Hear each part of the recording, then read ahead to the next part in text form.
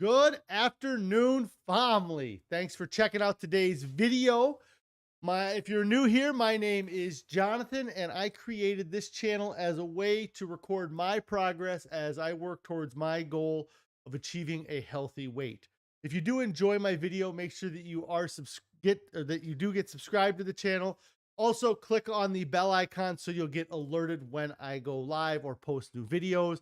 I'm only a few away from 500 subscribers, so I'd really appreciate it if you did subscribe. If you'd like to participate in on the discussion, you can join me live at 4 p.m. on most weekdays, or we do have if you want to reach out to me outside of our live streams, you can consider joining our Discord. There is a link for that down in the description below that'll be active for 1 week from the time of this video. Also, if you're interested in getting some ideas of the meals that we enjoy, we have a link to a Pinterest board that we created that has some of those meals that we eat on our whole food plant-based diet. Today is day 523 of my 3-year challenge to lose 300 pounds. I've used a combination of extended water fasting and a whole food plant-based diet to lose 210 pounds.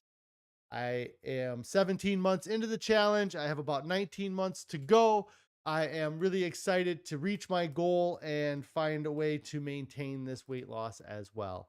If anybody has any non-scale victories they'd like to share, I'd love to hear your non-scale victories. I'd love to hear how you're doing on your diet. If you are struggling to get started, what's keeping you from getting started? If you've fallen off the wagon, what are you doing to get back on track? And what are you doing to make staying on your diet easier than the alternative? I hope everybody had a great evening last night. I had a wonderful evening. We have company coming to the house, so it is always a scramble to make sure that it is clean enough so that they don't decide to leave when they get here. Or maybe it wouldn't be a bad thing if they left. I'm just kidding. Anyways, um, last night for dinner, we had a pizza that Carrie made. I'm gonna pop that up on the screen here real quick. The crust of the pizza was made with rolled oats and potatoes, and then Carrie made a wonderful homemade marinara sauce, and then we threw some veggies on top of that there's some mushrooms, onions, corn, a little bit of zucchini on there as well. It was awesome. It's been a while since we've had the pizza, and I really enjoyed the dinner last night. The sauce, I think Carrie ended up using a little more date than she expected, just because the dates we had were small. So it was actually pretty sweet, the sauce itself. And I really enjoyed it. It kind of gave it a bit of a different flavor than we've had in the other meals, or the other times that we've had pizza. But it was, I loved it. It was loaded with mushrooms and onions and corn. And yeah, it was just overall, it was really good. And then this morning, we had kind of um the plan was to have oatmeal like normal, but we did not have any almond milk, so we were unable to make we call it spinach oatmeal because it's pretty much the only vegetable that we put in it. It's made with an almond milk base with oat groats and steel cut oats, and then we put spinach in it, and then a little bit of lemon juice and some spice. I can't think of what spice we put in it right now. So Carrie was like, I guess we'll have to make our regular oatmeal that we normally have, or if you've been following along, that we had had for months, which uses apples and bananas. And we use apple juice as the kind of liquid in that. And we didn't have any apple juice either. So we ended up substituting. I didn't mind it. It was actually not too bad, but we substituted, instead of using the apple juice, we used cherry juice. So it had a little bit of a different flavor than our peanut butter, I'm sorry, our oatmeal usually has, and it definitely had a different shade or a different color than it normally is. But I enjoyed it. I wouldn't choose that over the apple juice version of the same thing that we normally have, but I would I would say that it was pretty good overall, just a little bit different flavor. I kind of skipped over other than the pizza last night. I only had I did snack on some potatoes. Carrie had cooked a bunch of potatoes because the crust of the pizza used potatoes as part of that base. And I had a potato with a marinara sauce that we've made that is pretty good. That generally we put with like our brown rice pasta, but mixing it in with the potato was really good last night. So that's kind of the food that I ate since yesterday. uh been busy with work and things like that, but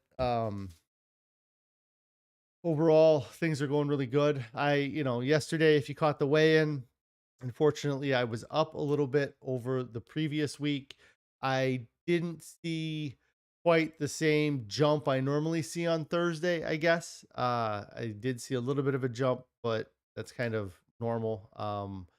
When I get up in the morning, or when I come into work, I generally weigh in, and I tend to be a little bit heavier, but then by the time the stream starts, like if I got on the scale right now, I would be a pound or two lighter than I was this morning, just because of going to the bathroom and things like that. So uh but I'm happy with where things are at so far, and I get to eat lots of big portions of food still and not feel guilty about it. The 2 pound gain was probably a combination of a bunch of things. I do feel like I'm a little bit maybe backed up, I feel like things could be going through faster, and it could be a product of all the brown rice I had this weekend. I'm not sure. Just not how I have normally felt, as far as that goes. Um, Things are going good. I am going to talk a little bit today. I should have um added it as a thumbnail here as I'm talking. So I'm gonna do it real quick. How I roll. So over the course of the past week and a half to 2 weeks, I have been listening to a new audiobook, and that audiobook is called "This is Vegan Propaganda and Other Lies the Meat Industry Tells You." This book was written by Ed Winters, and the audiobook was actually read by the author as well. And if you guys don't know who Ed Winters is, he is a vegan activist that goes by the name of Earthling Ed. I believe that he was inspired to use that name, Earthling Ed, from a documentary with the title of Earthlings. And so then he kind of goes around to different universities or public spaces, puts up a sign that, says something uh, catchy or something that is meant to spark a debate about whether or not you should be vegan, or, maybe even things like, why aren't you vegan yet? And he does a lot of things online, social media. You can find YouTube videos and different things where he talks about uh, his views on uh, being a vegan. And so this book, called "This is Vegan Propaganda," it's kind of a um, interesting title to the book. I think it's meant to be provocative or to try to get people to notice it, which is cool. It's got a little bit of a Russian era kind of propaganda poster, Cold War era vibe to it, um, on the cover of the book. Overall, I really enjoyed the book. Uh, he has a really good delivery, good cadence with the way he talks, so it's a really easy book to listen to on audiobook. I was actually really surprised that I was at the end of it yesterday. As I was going home, I realized I only had 30 minutes left in the book, and I was kind of sad too because I enjoyed the book and I wanted to kind of hear more things he had to say, because listening to the book over the past week and a half has really caused me to have some different um just views on things, and kind of has sparked conversations in my life that that I wasn't having before. And one of the first things that he talks about that caused me to kind of have a conversation and really have a bit of a um uh, discussion, I guess, with a friend of mine. But Carrie's checking in saying, hey, Carrie, I hope everything's going great. I was listening to this book while I was heading over to hang out with a friend of mine. And in the book, he talks about a relationship that he had with his pet hamster, and just kind of noticing or seeing the different personality traits that a hamster has, and just kind of talking about the um, traits that animals in general have that we kind of just um, ignore, or we don't really give credit for that being a characteristic of intelligence, or doesn't, we still don't give enough worth to every animal to uh, not use it for food. And so um, he was talking about his hamster and just some of the things he was saying. And then I go to my friend's house, and we were having a conversation about our pets, our own pets. We both have dogs that are very old. Like, my one dog is 14 years old. I think his dog is like 13 or 14 years old as well. And we were just kind of uh, talking about how sad it was that our dogs were getting old, and we were having to do different kind of medications to keep the dogs kind of spry or keep them going, and even got talking a little bit about past animals that we have owned. And, just in him talking about how much he loved his dogs, and how sad he was going to be to see the dogs go.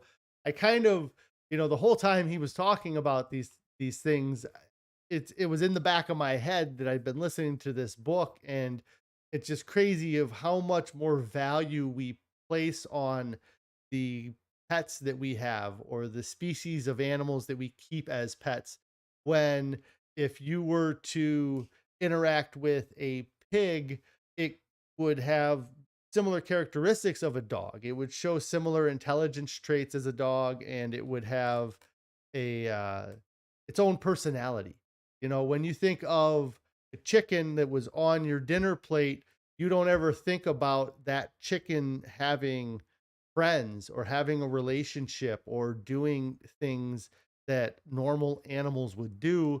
One, because they don't necessarily have healthy relationships and they're not in great environments, but they are their own people. They are their own, not people, they're their own being. They're their own, like I said, they have their own character traits. They look a little bit different, even though you could line 100 chickens up in a row and you might not be able to tell one chicken from the other, or a lot of them might look the same to those chickens. Each one of them is a different chicken, and they can tell the difference that they are different beings. And we kill billions of them, or millions of them, every year for our food.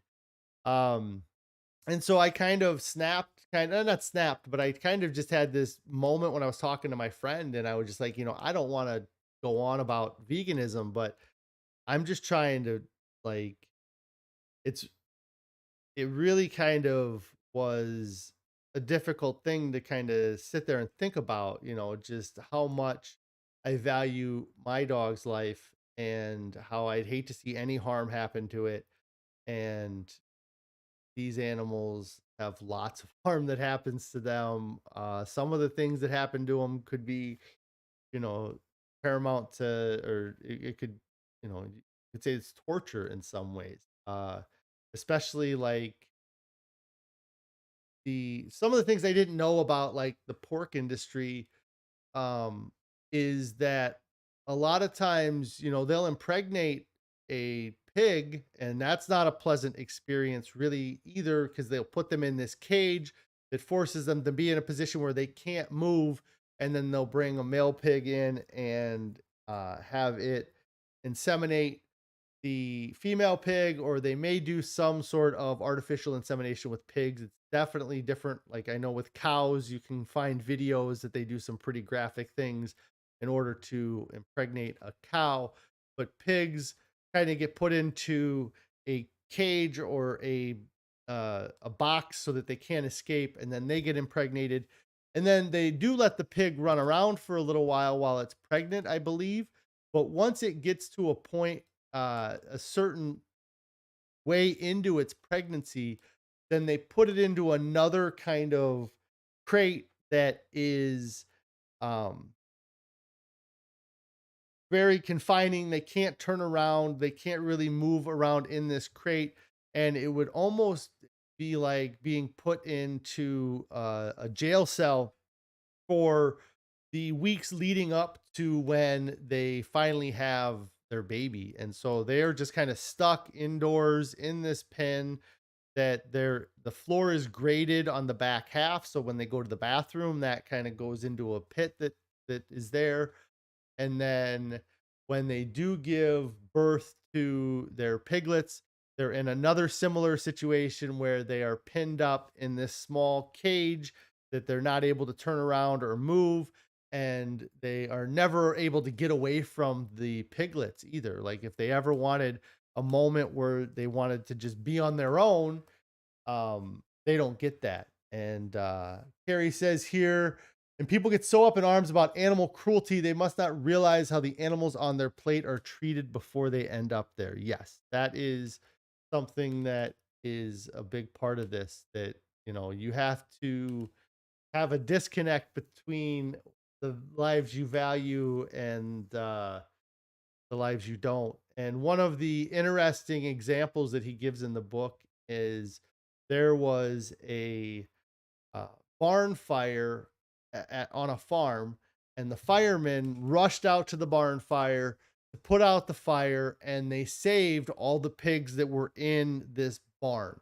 And there was news articles, and it was a big deal that the firemen were able to come and they were able to save these pigs.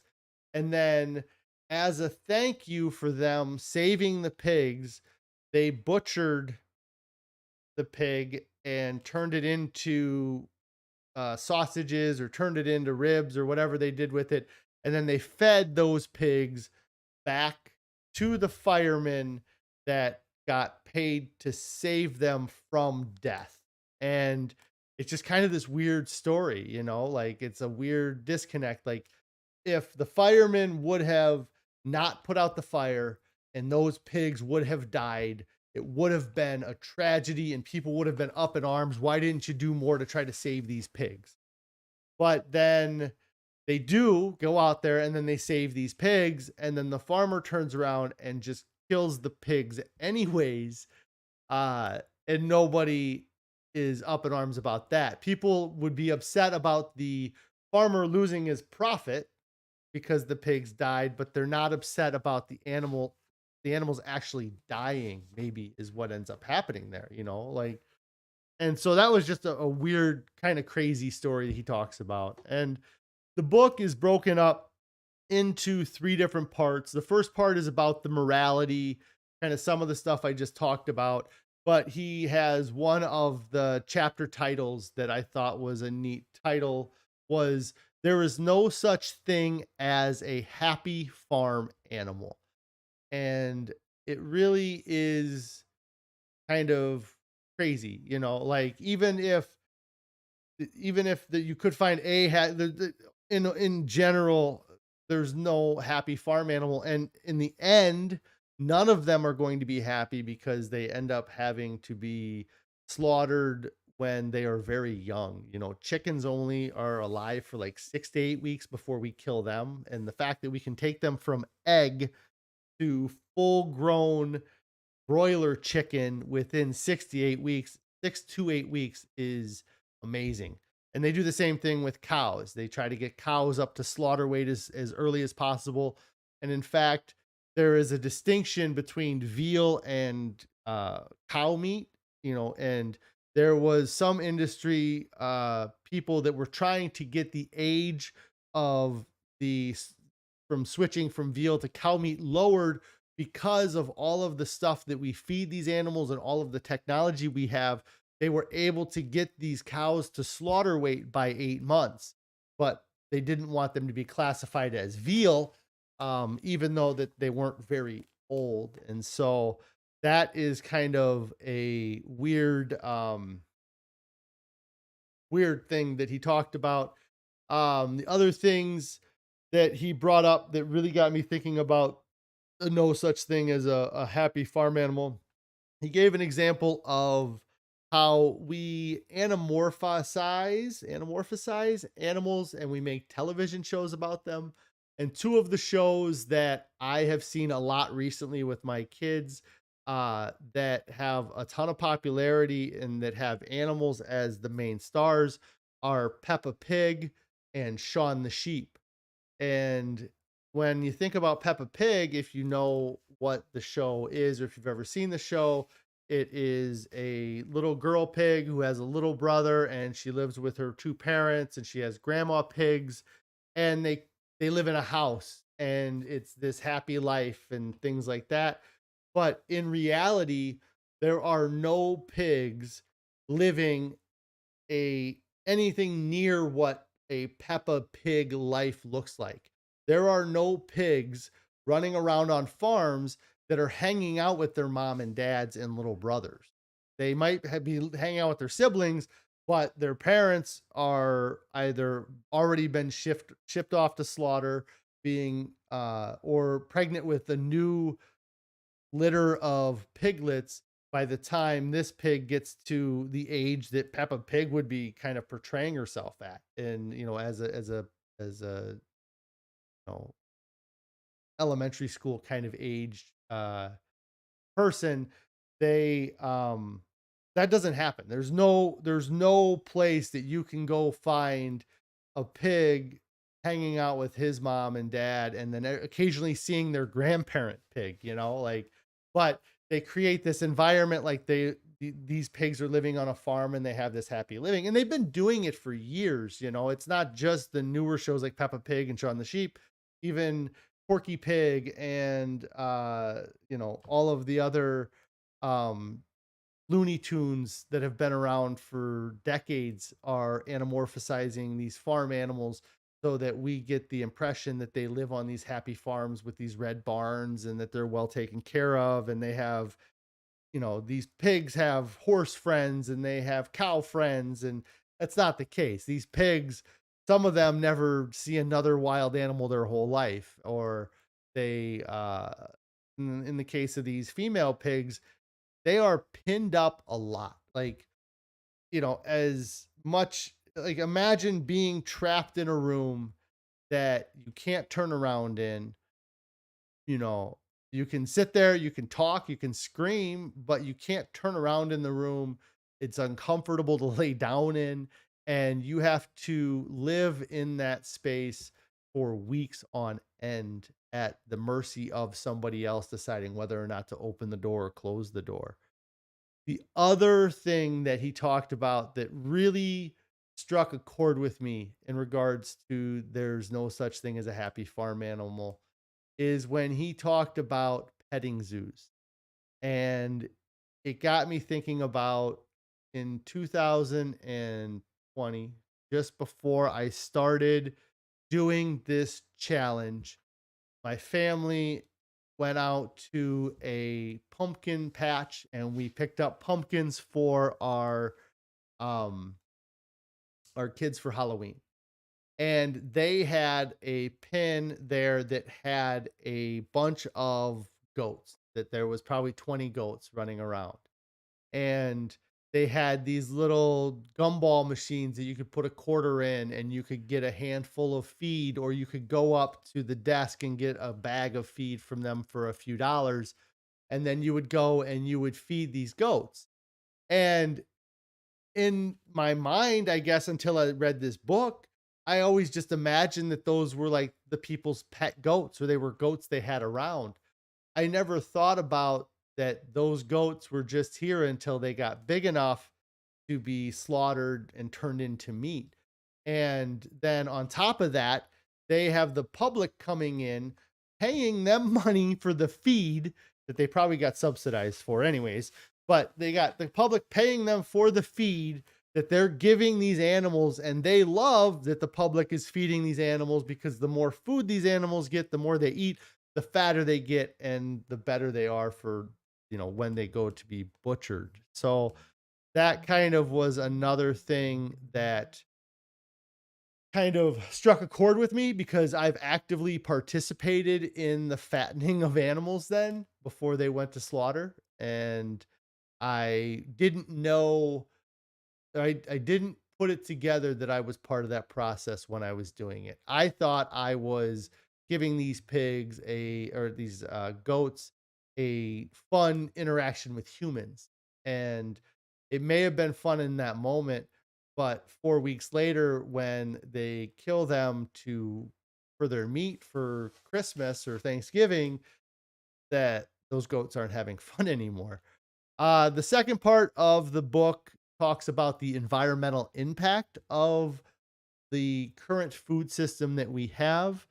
And um, he also talks about options or ways that we could possibly help our environment to reverse what's going on by using the subsidies that we're using currently for these farms to have animals, to rewild their farms, to bring back natural habitats, grow trees that are, you know, supposed to be growing in the region, and things like that. And it was interesting that he doesn't talk about it in this book, but I saw a debate. Somebody on the internet was asking questions about veganism and how they felt about these things. And something that ends up coming up a lot is that um, everybody agrees that factory farmed animals and the way that they treat animals at the factories is appalling, and that we should do something to end that. And so they turn to and say, hey, we should do grazing. We should allow these animals to graze on the land. And because when they do graze on the land and they're allowed to roam a little bit, it helps the carbon sequestering, or it helps to sequester carbon in the soil. And that allowing animals to graze actually has a benefit to the environment.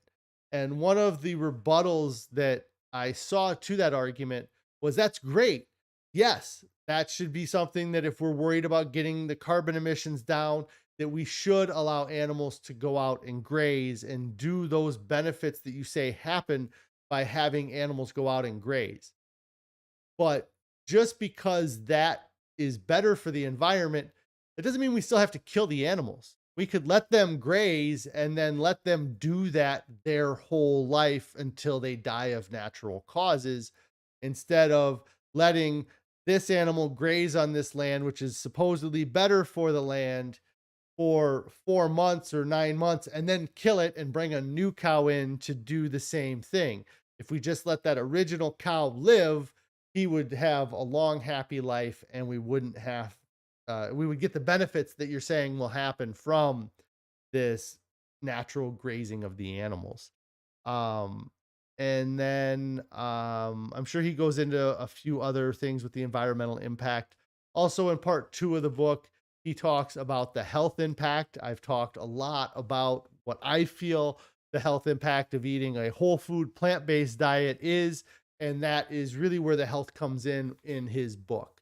Because to just eat vegan, to just remove animals from your diet still allows a lot of unhealthy foods. You could eat olive oil, and you could have high fructose corn syrup, and you could have um, loads of sugar and still be vegan. But if you want to see the health benefits, you need to kind of push towards a whole food, plant based diet. He talks a little bit about that in the book. And then the third part of the book, he talks a lot about the psychological barriers that are that people run into. It's a tough thing, because you to eat a vegan diet or to decide to go vegan and eliminate animal products from all aspects of your life, um, it ends up alienating you in some way. I'm fortunate that Carrie is doing this with me, so I always have somebody I can kind of talk to about it. We also have some family members that have started eating this way, so we can kind of have conversations with them about it. But anytime I bring it up to family members that aren't eating this way or have no interest in eating this way, it creates a distance between me and them, because I think a lot of times people think that when you eat a vegan diet, you're taking the moral high ground and you are trying to make yourself morally superior to those around you.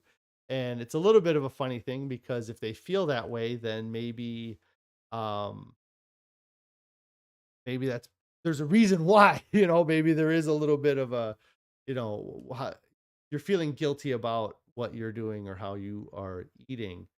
And so there are a lot of other psychological barriers as well. He talks about I believe it's called the Milgram experiment, and it's talked about a lot in the Pleasure Trap. The Pleasure Trap book does a good job of breaking down the Milgram experiment, and kind of how our society pushes us to kind of follow the status quo, and um there's you become an eight like when somebody else is directing you what to do, then you are less likely to take ownership of your action and blame it on the person that it was directing you. And so if you haven't heard of the experiment, what it is it was used to kind of test to see why uh the big part of the experiment was because people were trying to figure out why the Nazi soldiers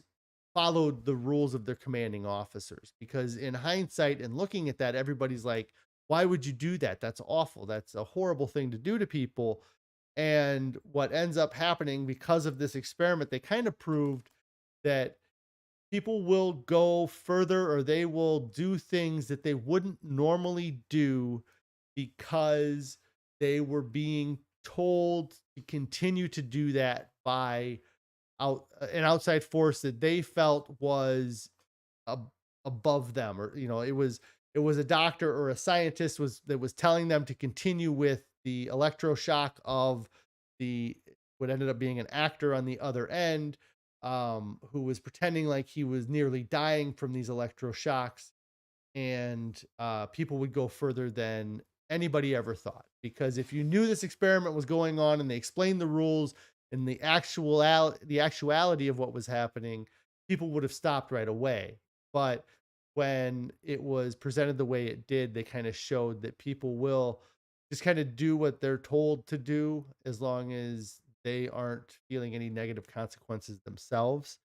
And then also it talks about the idea of uh going against the status quo a bit, and that kind of reminded me of an experience that I barely remember. But I was a young kid, and my sister took me to her high school, and they were doing a uh it was kind of an experiment, I guess, but it was just something that the teacher had a bunch of younger kids that came into the classroom, and he was showing his students, I think, a little bit of how when you're younger, you can't perceive things in the same way as you get older. And then something else kind of happened. But so what they had was they had these two glasses on a table, and one of the glasses was very narrow and tall, like a test tube that you would have like for a science experiment. It was, or it was something. that was narrow and tall. And then they had another glass that was the same. The glass may have been the same height, but the diameter of the glass was wider than the first glass. And so he filled the test tube or the thinner tube up to about 3/4 full, and then filled up the other glass to slightly under that, let's say half full. And I ended up, and this is my sister telling me this story a couple years ago because I don't remember all of it. I do remember being in the auditorium for it, I believe, but um that all of the I was the oldest kid that was doing this or that had come in, and all of the younger kids, when asked which one of the two glasses has more water in it, they picked the narrow glass that had water higher, up to a higher level. And the way my sister tells it, when they got to me, she could tell that I didn't think that all those other kids were right. And um, but when I was asked which one was more, because all these kids ahead of me said that the other one was had more in it, and they weren't corrected. He just said which one has more. They picked that one, and then he went to the next one, and the next kid picked the same glass. And then when it got to me, I ended up picking the glass that I really knew didn't have more water, but since everybody before me had picked that glass, I picked that glass because I didn't want to be the one person that was different or that gave a different answer, because if everybody else in front of me gave that answer, then surely I was the one that was wrong.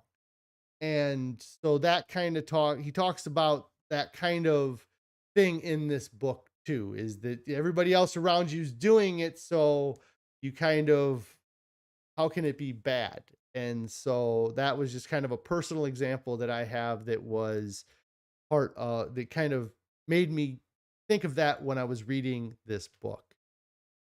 And then the final thing about the psychological barriers part of the book, I'm pretty sure that this was in this part of the book, is about these companies that are selling us these meats and what they're doing to sell these meats. And one of the examples I gave the other day on my April Fool's podcast, where I was talking about how they're tricking us or they're making fools of us all, one of the traits that companies will do is they will name their company such a way that it evokes a certain emotion or certain thoughts from the people looking to buy the product. The example they give in the example I gave the other day was vitamin water. The name vitamin water, instantly you think that's got to be healthy because it's full of vitamins.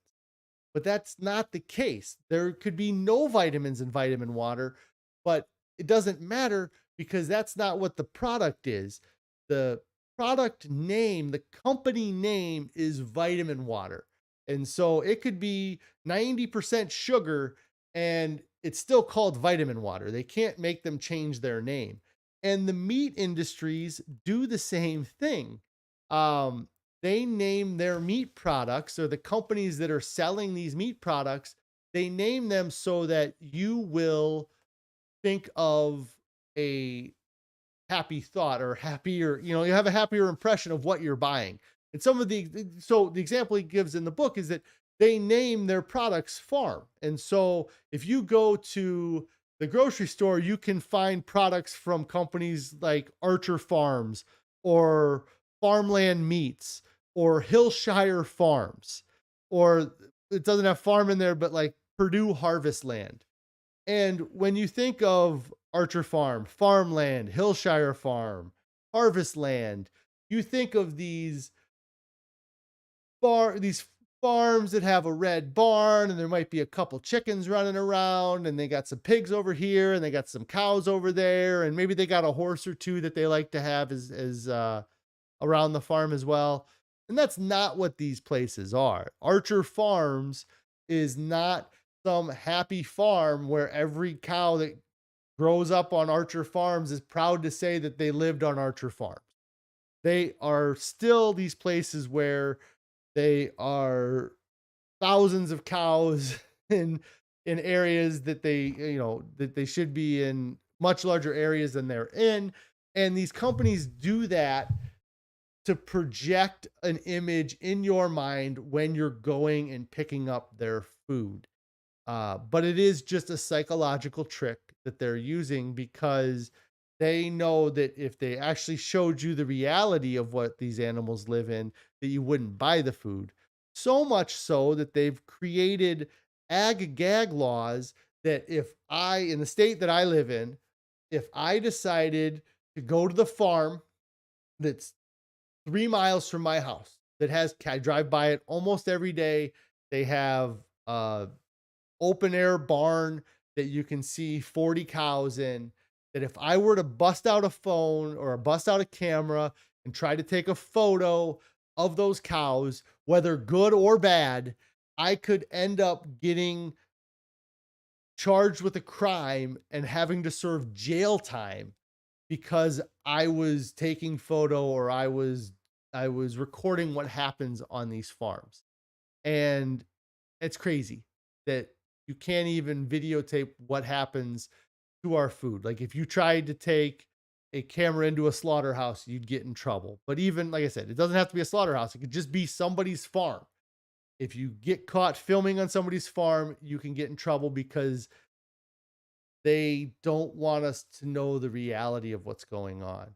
And even if and one of the things he does talk about in the book, and he does talk about a lot with his debates, is that it's we're not or he's not against farmers. He loves farmers because in the end, farmers are the ones that feed all vegans too. They're the ones that produce all of the food that we eat. We just don't like I keep saying we they just don't like when you uh what happens to the animals. They would love it if all farmers were able to find a different way to farm their land and create money and live. But a lot of these farmers end up getting hooked up with larger corporations that they don't even really technically own the animals that they are farming. And then they end up getting to a point too. A lot of these farmers, I think that the documentary Milked on Netflix or YouTube. I think I don't know. You can see the documentary Milked somewhere. I'm not sure where. He talks about a lot of these farmers in New Zealand end up owing debt. Like they take out loans and they take out debt with these larger corporations. So then they end up being in the hole and then they're constantly trying to get out of that hole that they got put in and they can't get out and they have to keep doing this animal farming in order to just survive because they everybody needs to be able to make a living and it's not the intention of the vegan activists to stop farmers from making a living. They just want them to find a different way to make that living and a way that's better for the environment and better for the people that live on this earth. So that was um that was interesting kind of that part of it. Like I think that a lot of times these farmers feel personally attacked by vegans and it's not that vegans want them to lose their livelihood. They just want them to try to find a different way to make money. You have land, the government subsidizing you in a lot of ways already. He talks about in the book that through the 2020 pandemic, that a lot of these agriculture sectors, these meat industries had record profits because they still received all of the subsidy money that they would have received normally, but they didn't have as much uh, cows coming through and they didn't have the same production that they had prior to 2020, but because of the subsidies they were able to have the most profitable year that they had or that had been in a long time. So overall, I really like the book. This is Vegan Propaganda and Other Lies the Meat Industry Tells You. If you are interested in learning more about what happens in the animal agriculture industry, I think this is a great book for that. And he does, like I said, I've listened to a lot of what Ed Winters has talked about on YouTube, and I've seen or heard many of these arguments and kind of the different progression that he's made through kind of creating these arguments. And for me, kind of the big things though is just that additional kind of thinking that it caused me to do. The biggest one I think I have to like that was the most surprising or the most frustrating to process was the petting zoo part of it. Like the idea that I got tricked into paying a farm to buy food to feed the animals so that the animals would get fatter so they could go and make a profit. So not only were they were going to profit off that animal anyways, but then every Yahoo like me that decided to give them a couple bucks for a couple of animal food made that animal even more profitable for them. And in the end, the videos I have on my phone of all these goats and my kids feeding those goats, every single one of those goats is dead now, 2.5 or 2 years later. No, like there's no old farm animal. That's part of one of the things that really is crazy to me too, is that these animals are children when we kill them. It would be like letting your kid get to 18 years old and getting to adult weight and then sending them to the slaughter. I mean, it's not different, but it's not like it's old people. We're not eating old animals. We're not eating animals that were gonna just die soon anyways. So, anyways, I do recommend the book if you get a chance to pick it up and read it or listen to it on audio book. Ed Winters has a wonderful British accent and a good way of speaking, so it is an easy listen to. So, that's going to be my broadcast for today. I went a little bit longer than I hoped, but I hope you guys enjoyed it. If you did, make sure you get subscribed to the channel. Click on that bell icon so you get alerted when I go live. If you haven't started your diet yet, get started right now. There's no reason to wait. There's nothing coming up that's more important than your health and your overall well-being. Nobody gets to the end and says, "Man, I wish I would have waited." Everybody that gets to their goal looks back and says, "Why didn't I get started sooner? I wish I would have started sooner. I wish I would have known how much better I would feel and I would have started sooner." So get started right now. Don't fall for the myths of moderation, the myth of moderate change, the idea that you can slowly convert things. I'll just I'll start having a little bit of healthy food at each meal. And then eventually I'll start enjoying the healthy food more than this dopamine inducing junk food. It doesn't happen. If your goal is to make the full change anyways, then just make the switch and deal with that right away. The other is the myth of moderate consumption, the idea that anything in moderation is okay, or the idea that you can eat a half plate of food and just eat less. Your problem isn't that you're eating junk food. The problem is that you're eating too much junk food. Just eat less. It's just not possible. Our bodies are designed to eat large volumes of food, and you can trick it for a little while. You can fight it for a certain amount of time, but in the long run, it's going to catch up, and your hunger and things like that are going to override any mechanisms you're using to overcome that in time. So, thanks again for checking out my broadcast. I will see you guys tomorrow for the Friday live stream. That's the wrong one.